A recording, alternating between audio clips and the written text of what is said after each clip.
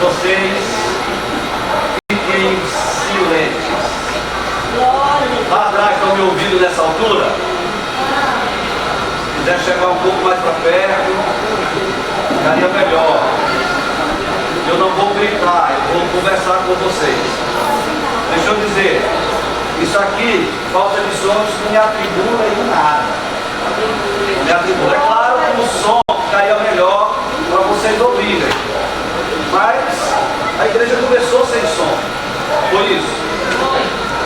Quero abraçar todos vocês, na pessoa do pastor Bel, da missionária Aureli, e dizer que para mim é uma felicidade voltar aqui.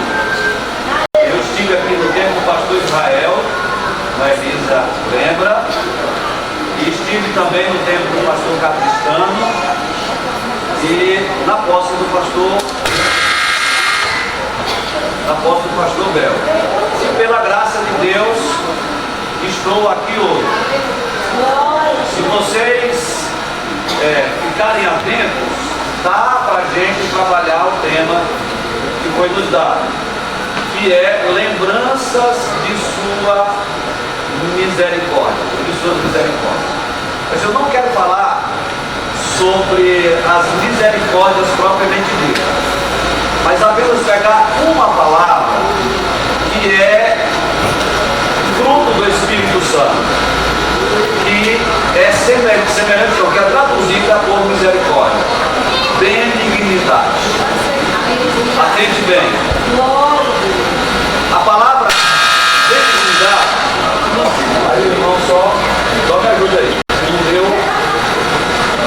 A palavra benignidade, dessa altura lá atrás, que está na porta, lá, dá para ouvir? Estão ouvindo? Então escutem, se vocês não quiserem vir mais para perto. A palavra benignidade é traduzida por bondade e também por ternura e ainda por gentileza. Lá em 2 Coríntios 6:6 diz: na pureza, na ciência, na longanimidade, espírito longo, na benignidade do Espírito Santo e do amor não fingido. Guardem essa palavra, essa expressão, do amor não fingido. Tem um autor, um escritor, um pensador, por nome Plumer, que ele diz que benignidade nos homens, isto é, nos seres humanos. Eu quero que você lembre que no princípio Deus criou o homem parecido com ele. Façamos o homem à nossa imagem, conforme a nossa semelhança. Só que esse homem, no hebraico, a palavra é Adam. E Adam não é o macho da espécie. Adam é a própria espécie. Quando Deus diz façamos o homem, façamos Adam, Adam vem de Adamá. E Adamá é terra, terra vermelha. Então quando Deus diz façamos o homem, está dizendo façamos o ser humano. É por isso que a linguagem de hoje diz assim: façamos os seres humanos, vamos fazer os seres humanos que serão parecidos conosco. Que serão parecidos conosco. Então Plumer diz que a benignidade do ser humano, a gentileza simpática ou a doçura de gênio deixa os outros, deixa à vontade e recua, engata uma ré diante da ideia de provocar dor no outro. A pessoa benigna não tem a ideia, nunca alimenta a ideia de provocar dor, de fazer o outro sofrer, de fazer o outro chorar, amargurar, sentir dor. Então Plumer diz isso claramente, que a benignidade nos homens faz com que eles sejam gentis. sejam bondosos, sejam ternos, e assim não tenha a ideia de provocar dor no outro. Quando você imagina, quando uma pessoa imagina fazer o outro sofrer, ou se vingar, ou provocar dor no outro, a benignidade ou a misericórdia passou por longe dessa pessoa. E o pior é que a gente vê isso nos crentes. A gente encontra, não muitos, mas encontra alguns crentes que choram com os que choram. Ou seja, choram com os que se alegram. E se alegram com os que choram. Vê o outro sorrindo que ele está morrendo. E vê o outro chorando que ele está alegre, bem feito, bem feito. Eu vim contar uma historinha para ilustrar. E você pode ver essa mensagem na internet, que eu estudei com a igreja sobre os frutos do Espírito Santo, e esse é um fruto. Está lá, que o irmão aqui está gravando também, vai divulgar para você. Mas eu vim contar uma historinha, disse que tinha dois homens que não se entendiam muito bem. Aí obrigado, irmão. Um deles foi picado por uma cobra. O outro disse assim: agora ele vai ver o que é bom, bem feito. Eu duvido se ele sair dessa. Estão me ouvindo melhor agora? Quero dar uma glória a Deus. E uma salva de palmas para o irmão que fez esse milagre. Agora ele vai ver o que é bom, bem feito. Eu duvido se ele sai dessa. Só que ele foi para o hospital, deram lá um soro, ele decrosou no lugar da picada da cobra, mas ele escapou. E disseram para o outro lado: rapaz, não é que fulano escapou? Ele disse: mas também, uma cobrazinha velha d'água dessa, eu duvido se fosse uma cascavel. Cascavel é que é cobra de responsa. Eu duvido se fosse uma cascavel se ele tinha escapado. Não tem misericórdia uma pessoa dessa. Não tem benignidade uma pessoa dessa. Porque a pessoa benigna, mesmo não sendo amiga, mas em dizer: Deus tem misericórdia de fulano, não deixa ele morrer não, salva ele desse veneno, dessa cobra venenosa. Então Pluma diz isso, que quem é benigno nunca passa por sua cabeça a ideia de fazer ele sofrer, outro sofrer. Ele sempre engata uma ré nesse momento e não participa da dor do outro. Nós estamos no momento, e o nosso amigo aqui é político, e o Bel também é, ou já saiu? Saiu, né? Também é, mas olha uma situação difícil que a gente vive hoje. Redes sociais.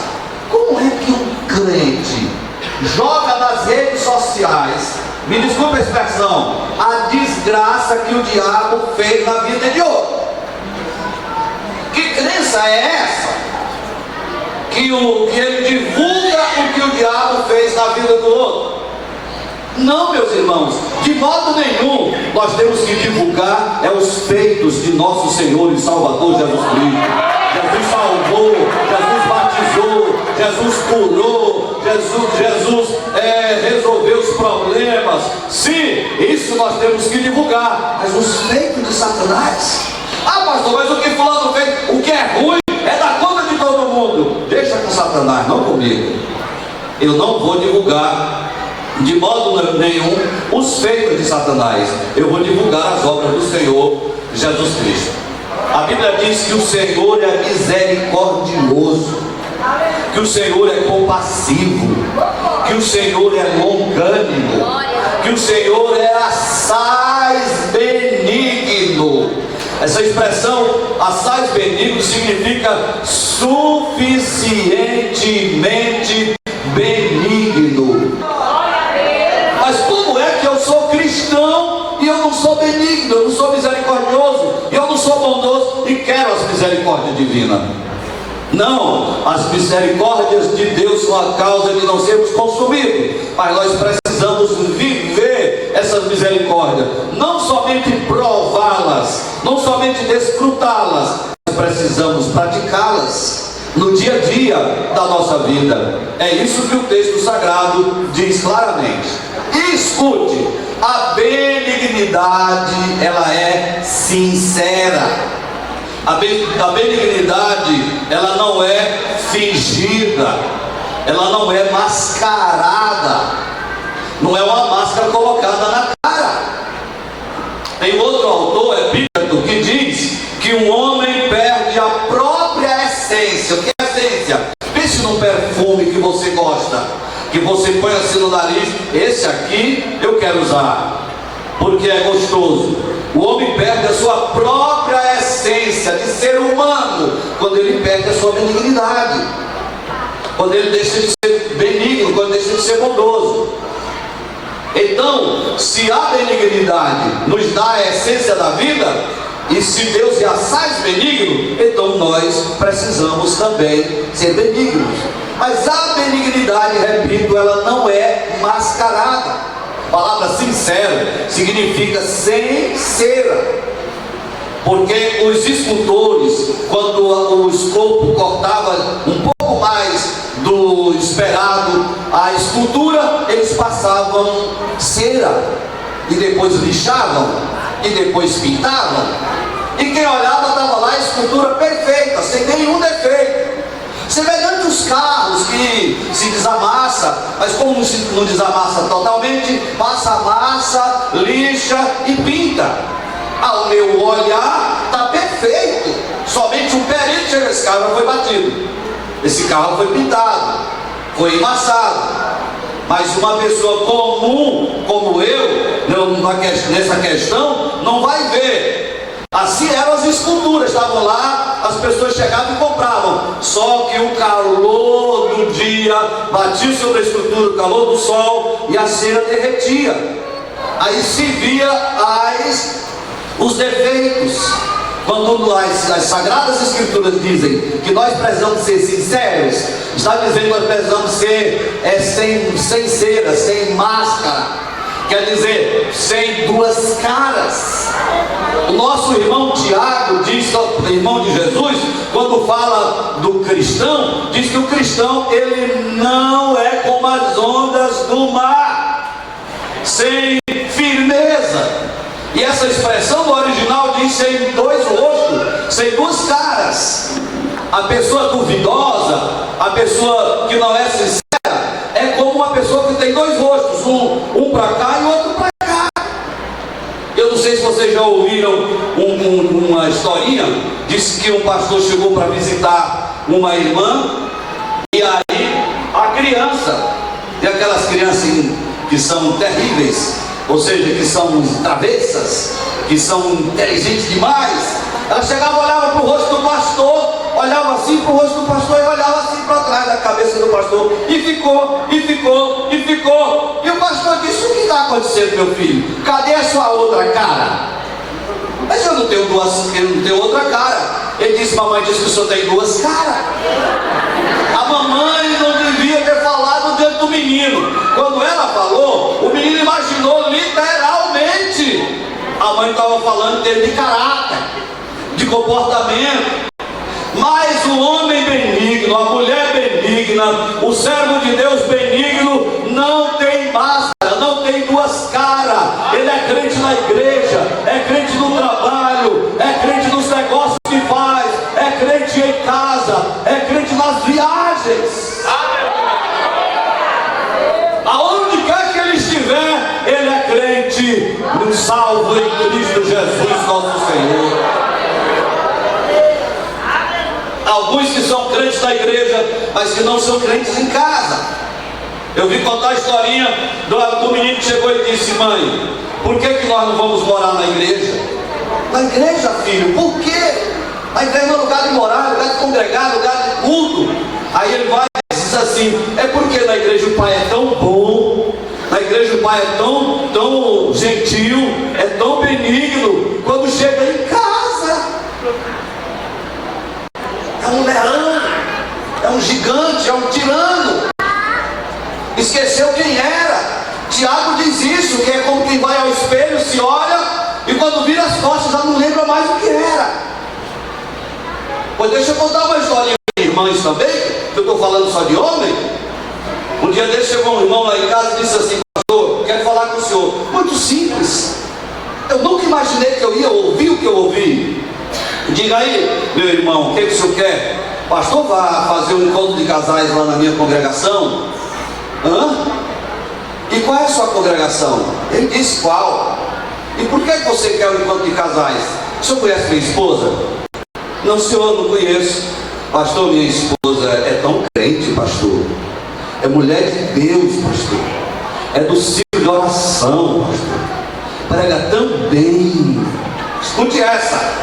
Prega tão bem. Pastor, quando ela canta, meu Deus do céu, parece que o céu baixa. É tão gostoso lá no banco ficar ouvindo minha esposa no púlpito cantando. Pastor, ela fala línguas estranhas bonito. Oh, meu Deus, quem dera que o culto não acabasse. Por que, meu irmão? Oh, pastor, porque o culto acaba e a gente tem que ir para casa. E quando a gente chega em casa, pastor, mulher se transtorna. Não é mais aquela mulher. Irmãos, encontrou cada coisa terrível. Começando por dizer que a vida a dois não existia há 15 anos. E os que são casados não entenderam.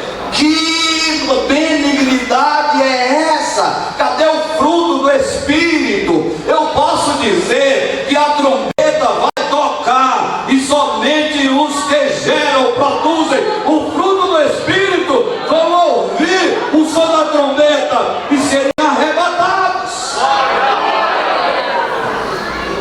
Precisa nós repensar o nosso cristianismo, que não escandaliza a igreja, a sociedade, e muito menos os novos da fé. Então Epíteto diz também que nós conhecemos a moeda e sabemos a quem uma moeda pertence pela impressão existente nela. Jesus disse para Pedro: de quem é essa moeda?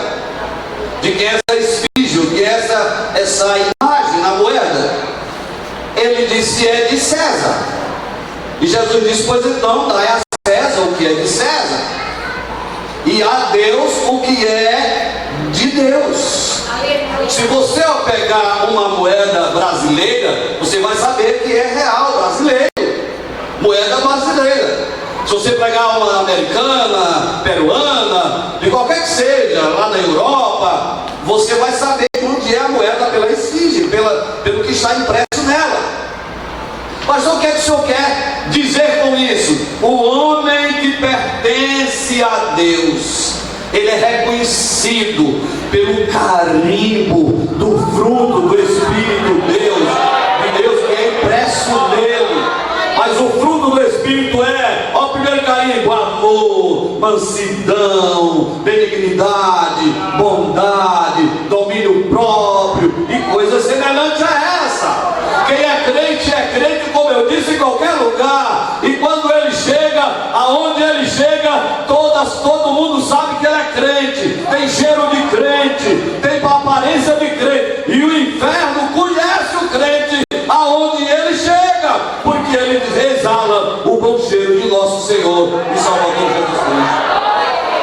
Eu quero saber se vocês estão entendendo o que o Espírito Santo está falando com você nessa noite. Se está, levante a mão e diga glória a Deus. Então, existe esse carinho. Voltando aqui para a mocidade. Mas para todos, hoje todo mundo está informado. Um dia desse, eu me encontrei com minha irmã, que tem 70 e poucos anos. Aí eu quis dizer para ela que nós tínhamos um aplicativo na igreja que transmite os nossos programas, os nossos cultos. Aí eu cheguei para ela e disse assim: Né, nós chamamos ela de Né, eu quero te mostrar uma das 7 maravilhas do mundo. Ela tem 70 e poucos anos.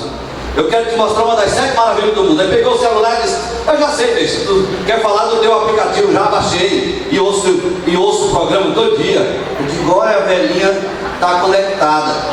Então, hoje, quando se fala de informática, não se fala só para os jovens. Mas escute uma coisa que eu quero dar exemplo da informática. Quando você vai instalar um aplicativo, instalar o aplicativo, na hora que você clica lá para instalar, vem uma mensagem: se você permite que aquele aplicativo faça o quê? Me ajuda? Cadê os homens e as pessoas da informática? Você permite que esse aplicativo faça mudança no seu disco rígido, no seu computador. Hoje não é mais nem disco rígido, como é que chama? SSD, que é o parecido ao pendrive. Meu computador já é assim, não é mais disco, porque as coisas vão mudando. Ó, tem uma música que diz assim: disco uma vez, duas ou três. Quem conhece? Quem lembra? Teve aqui agora. Teve aqui: disco uma vez, duas ou três, se não atender o telefone, disque, porque era um disco. Não é mais do tempo deles aqui. Hoje seria o quê? Não é nem mais digite, não é nem mais tecla, porque já passou a tecla. Hoje é tudo digital. Digite uma vez, duas ou três. Então, quando você vai instalar o aplicativo, vem a mensagem: atende bem, para você levar para casa, levar com você. Você permite que esse aplicativo faça mudança disco rígido no seu computador? Se você permitir, o aplicativo se instala. Se você não permitir, o aplicativo não se instala. Pastor, o que isso quer dizer? Se você for para o dicionário, a palavra caráter é o conjunto de qualidades boas ou más de uma pessoa. Conjunto de qualidades más, mau caráter. Conjunto de qualidades boas, bom caráter. Pastor, e o caráter cristão? Conjuntos das qualidades de Cristo implantadas em mim pelo Espírito Santo. E eu estou falando de uma qualidade só, chamada benignidade. Se você não permitir que o Espírito Santo implante as qualidades de Cristo em você, você nunca será um cristão. Será crente da Assembleia de Deus, talvez até obreiro, mas não cristão. Por quê? Porque o Senhor respeita o livre-arbítrio que Ele criou. Você precisa desejar que o Espírito Santo mude a sua vida, transforme a sua vida, faça você uma nova criatura. Você está entendendo? Está entendendo? Diga glória a Deus. Então, nós sabemos que um crente é de fato um cristão quando ele tem esse carimbo chamado qualidades de Cristo na sua vida. Aí sim, ele é um cristão de fato. Começando a encerrar. E o homem de Deus, a mulher de Deus, deve se expressar como benigno, amável. Isso eu já disse. Então a benignidade ou a amabilidade de Deus é acompanhada de paciência e tem o propósito de levar ao arrependimento. A pessoa benigna sempre está procurando restaurar aquele que pecou, aquele que cometeu algum deslize. E assim também o Senhor Deus, sempre que tem misericórdia, que assaz benigno, sempre procura nos restaurar, nos levantar, nos erguer, nos colocar de pé. Se você deu uma olhada para as Sagradas Escrituras, a Bíblia diz: Deus amou o mundo de tal maneira que deu o seu Filho unigênito, para que todo aquele que nele crê não pereça, mas tenha a vida eterna. Deus não quer que ninguém se perca. Aliás, eu preciso dizer para você que o inferno não foi feito para você. O inferno não foi feito para o ser humano. O inferno foi feito para o diabo e seus anjos. Assim como a cadeia não é feita para o cidadão. A cadeia foi feita, o presídio foi feito para os fora da lei, para os que estão à margem da lei. Mas infelizmente o cidadão, quando comete um crime, vai para onde? Para a cadeia. Assim também a pessoa, quando peca e morre em pecado, vai para onde? Para o inferno. Mas o inferno não foi feito para mim e nem foi feito para você. Foi feito para o diabo e seus anjos. Deus jamais faria o inferno para aquele que Ele criou à sua imagem e semelhança. Mas infelizmente o ser humano, quando peca e morre no seu pecado, ele vai para o inferno. E aí eu quero que você compreenda uma situação difícil. O pastor João de Oliveira, ele era diretor do Pindamonhangaba em São Paulo na época. O Pindamonhangaba era o melhor instituto bíblico da Assembleia de Deus no Brasil.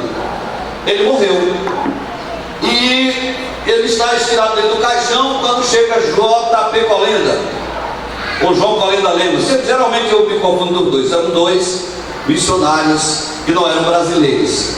Se ajoelha ao lado do caixão, e quando se ajoelha ao lado do caixão, ele faz a seguinte oração. Olha como ele era íntimo com Deus. Senhor Jesus, era o João Colenda Lemos. Senhor Jesus, quem está aqui é João Colenda Lemos. Eu sei que João de Oliveira, que estava dentro do caixão, está aí contigo na tua glória. Mas a família é quem precisa do Pai, a igreja precisa do pastor, e nós precisamos da revelação. Perdoa os nossos pecados e nos lava no teu sangue. Ele nem pediu para Jesus ressuscitar o João de Oliveira. Nesse momento, João de Oliveira, que já está sendo recolhido lá na eternidade, ouviu uma voz que dizia assim: João de Oliveira vai voltar, e ele já se acha sentado dentro do caixão. Olha o que acontece.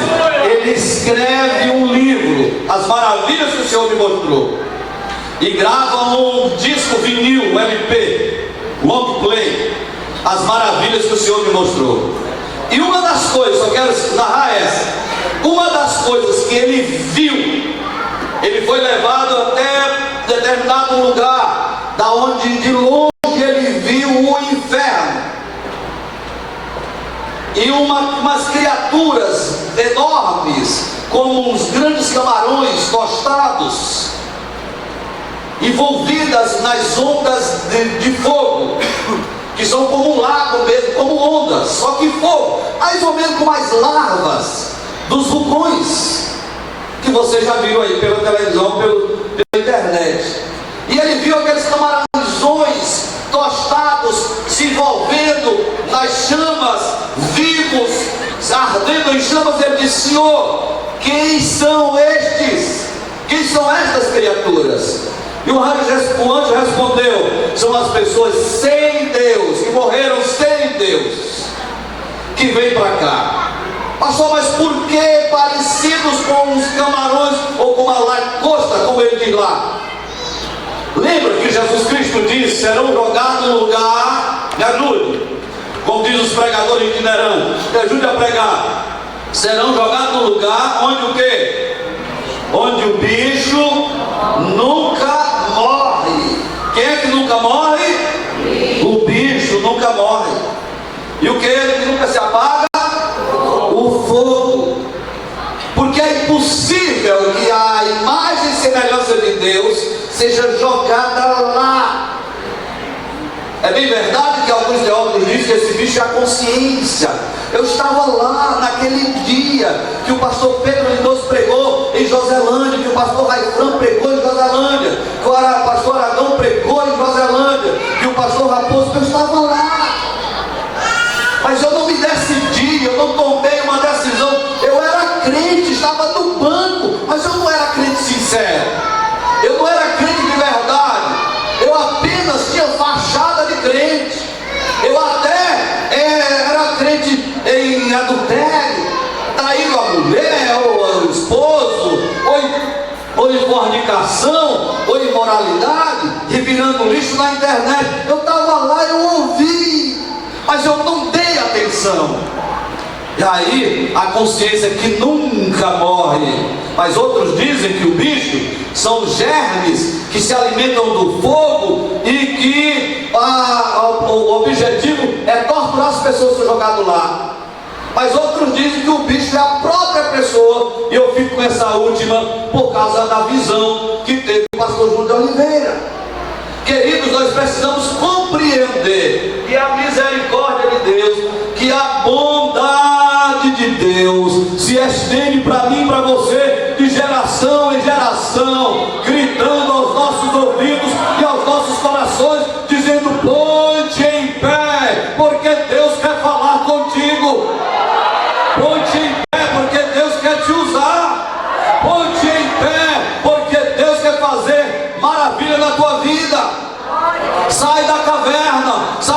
vida vazia, sai dessa vida de um cristianismo fácil. Como diz aí o Shot Santo, pastor, o crente pode, aí vai dizer pro cara, pode, só não pode o que é? Só não pode ir para o céu. Pode levar a outra para o motel, pode, como é que diz? Pecar, vamos resumir do pecado, que o pecado é exatamente errar o alvo de Deus, porque Deus tem um alvo para mim, qual é? Santidade ao Senhor, viver em comunhão. Sabe o que Deus quer para mim? Que eu viva cheio do Espírito Santo, enchei-vos do Espírito Santo, enchei-vos do Espírito Santo, diz o texto sagrado. É isso que Deus quer para mim, que eu viva em comunhão com Ele. Nação santa, povo adquirido, não é isso que está lá?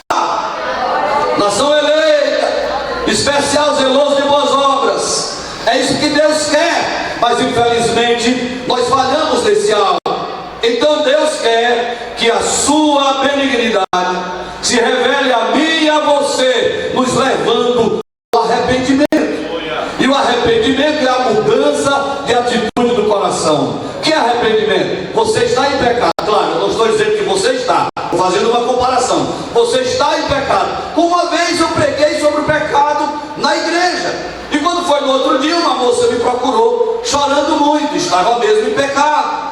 Então, você está em pecado, a palavra de Deus bateu em você, no seu coração, lhe despertou, você entende que está em erro. Se continuar assim, você não está caminhando para o céu. Aí o que acontece? Arrependimento, mudança de atitude do coração. Filho pródigo, por exemplo, quantos trabalhadores de meu pai têm pão com fartura, e eu aqui estou morrendo de fome? Eu como filho, no chiqueiro dos porcos, eu como filho, querendo comer a comida dos porcos, os trabalhadores, empregados do meu pai, uma mesa farta, e eu como filho, querendo comer a comida dos porcos. Alguns crentes assim, irmãos, a mesa do pai é farta, e alguns estão morrendo de inanição espiritual. Crente, levanta e te põe de pé diante de Deus, porque Deus quer que a tua vida espiritual seja dinâmica, seja alegre e seja maravilhosa. Aí o filho pródigo, quando entende, diz: quantos trabalhadores de meu pai têm pouco fartura e eu morro de fome? Vou me levantar, vou ter com meu pai e vou dizer: pai, pequei contra o céu e contra ti, não sou mais digno de ser chamado teu filho, me recebe como um trabalhador. Ele sabia que o que ele tinha feito não lhe dava dignidade nenhuma, e ele volta, aí é arrependimento, ele cai em si, reconhece o erro, e ele levanta e vai ter com seu pai. Só que o pai sempre é pai. O Senhor Jesus disse assim, os discípulos disseram: Senhor, ensina-nos a orar, portanto vós orareis assim. Como é que está lá? Pai nosso que estás no céu. Ele é o nosso Pai bondoso, misericordioso. Estava esperando o filho. Então eu quero que você compreenda essa verdade. Deus é um Deus benigno. E eu quero finalizar apenas mostrando para você, para dizer amém. A benignidade de Deus vem de maneira muito especial para certas pessoas. Escute, só apenas lendo alguns versículos. Os aflitos, Deus tem uma misericórdia. O pastor Pedro Lindoso, que esteve aqui, diz que Deus tem um xodó com alguns. Olha o que Deus diz aqui no texto sagrado: o Senhor é bom, é uma fortaleza no dia da angústia, e conhece os que confiam nele. Isso não é lindo? Quem confia em Deus? Senhor é bom e conhece o que confiam nele. Pastor Bel já veio contar esse testemunho várias vezes. Eu estava passando um momento muito difícil. Não vou dizer o que. Muito difícil. Cheguei em casa e disse para minha esposa: filha, eu vou orar a noite toda. Se você se levantar de madrugada e me ver de joelho, não pense que eu vou estar dormindo. Eu preciso falar com Deus, preciso orar. Tem algo para resolver. O que é? Eu disse: não posso te contar agora. Vixe, é difícil assim. Eu disse: deixa com Deus. Mas me ajoelhei. Quando eu me ajoelhei, irmãos, na hora que eu me ajoelhei, o Senhor falou: descansa no Senhor. Foi tão forte, mas tão forte, que eu me levantei, louvando e glorificando o nome do Senhor. Minha esposa disse: não vai mais orar? Eu disse: não precisa, ele já me respondeu. Olha o texto: o Senhor é bom, é uma fortaleza no dia da angústia, conhece os que confiam nele. Se você confia em Deus, ele conhece você, e na hora que você clamar, ele conhece a sua voz, sabe quem é você e vai lhe enviar socorro, vai lhe ajudar. Olha esse outro versículo: aí habitou o teu povo, em tua bondade, ó Deus, fizeste provisão para os necessitados. O Senhor, a sua misericórdia se revela para os necessitados. Primeiro, para os aflitos, para os necessitados. Não sei se você conhece a história de Miller, que parece o pai das missões. Ele tinha um orfanato, e naquele dia ele chamou as crianças para fazer o culto doméstico, e disse para os funcionários do orfanato: prepare o café da manhã, que nós vamos fazer o culto doméstico, vamos cultuar a Deus. Aí os funcionários disseram: pastor, não tem nada. Não tem nada o quê? Não tem café, não tem pão, não tem açúcar, não tem nada, não tem farinha. Ele só virou as costas e disse assim: preparem o café que nós vamos fazer o culto. Mas não tinha nada. Foram cultuar. Enquanto eles cultuavam, chegou alguém e disse: aqui é que é o orfanato do doutor Miller? Olha aqui esses botijões de leite que mandaram para ele. Aqui é o orfanato do doutor Miller, olha aqui esse jacaré de pães. Aqui é o orfanato do doutor Miller. Aí quando terminou o culto, o pessoal disse: pastor, manda as crianças entrar para o refeitório para o café. Mas vocês não disseram que não tinha nada. Mas enquanto o Senhor adorava, Deus proveu tudo. Deus é assim.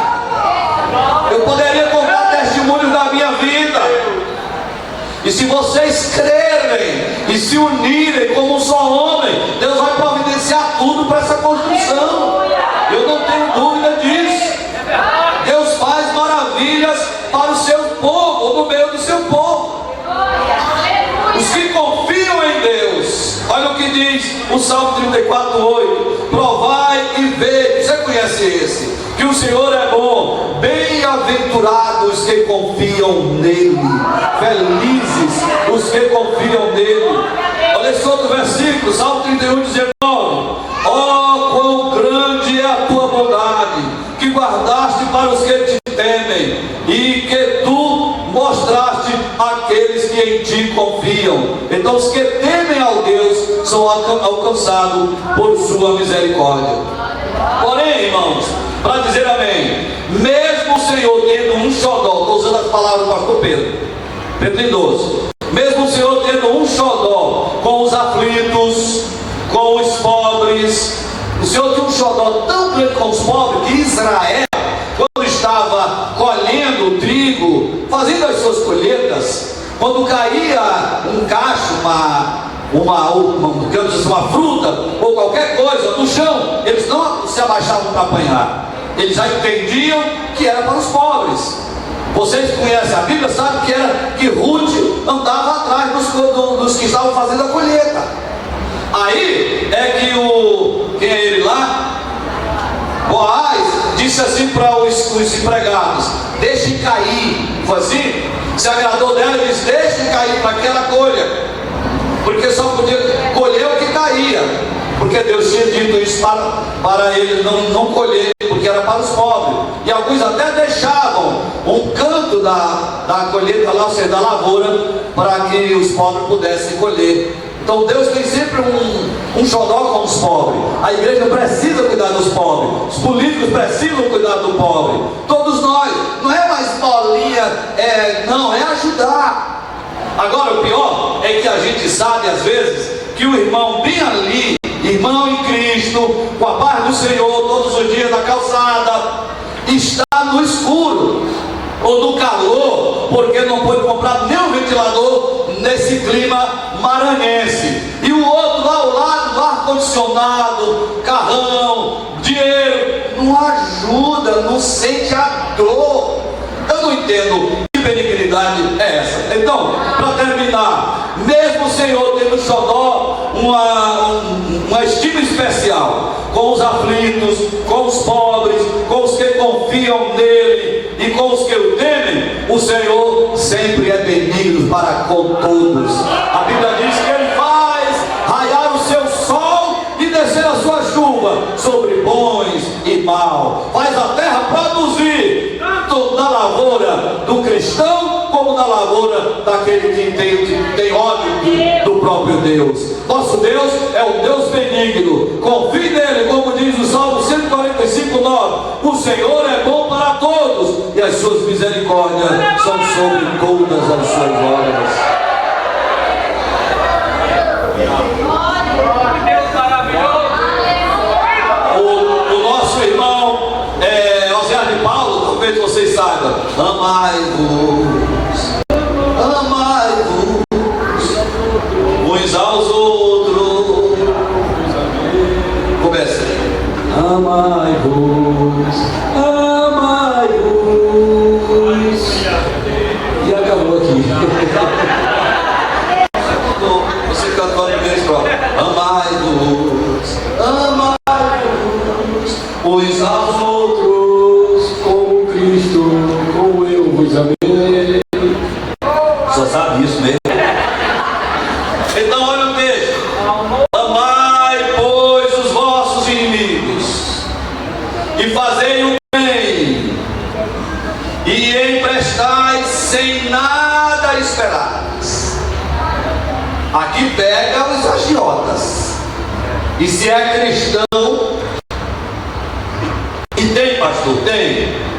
E emprestai sem nada esperar, e será grande o vosso galardão, e sereis filhos do Pai eterno, porque Ele é benigno até para com os ingratos e maus. Pastor Bel, não conheço a igreja em Joselândia, não conheço os crentes. Ele é benigno até para os ingratos e maus. Irmãos, o que tem de crente prósperos? Bel vai se assustar com o que eu vou dizer, porque ele não me pediu para dizer, e ele nem sabe o que eu vou dizer. E eu não sou mentiroso. Mas olha, ele é ingrato, ou seja, ele é benigno até para os ingratos. Irmãos, tem irmãos que são prósperos, são abençoados.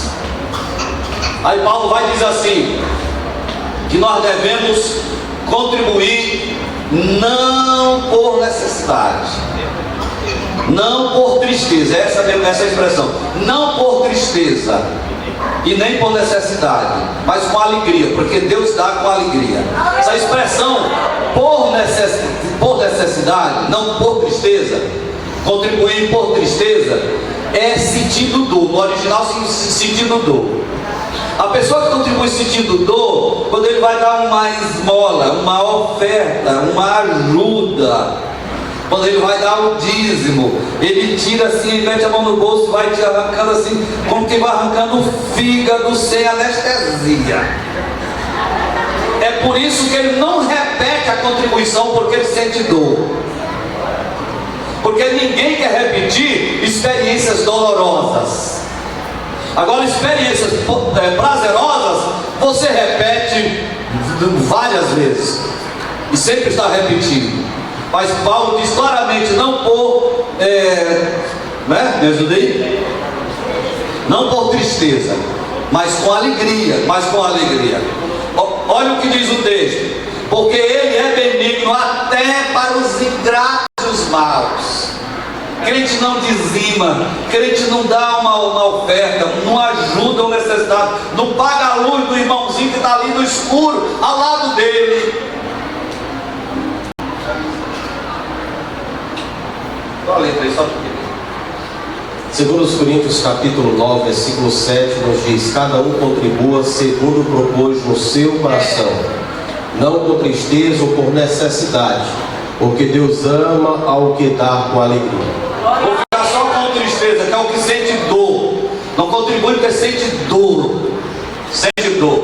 Mas Deus, olha, é benigno até para os ingratos, porque a pessoa que não dá os seus dízimos, que não oferta, que não ajuda o necessitado, ele é ingrato, ele é mau. Você já pensou, você saber que o irmão bem ali ao lado está passando fome, e você tem uma mesa farta e não lembra de ajudar?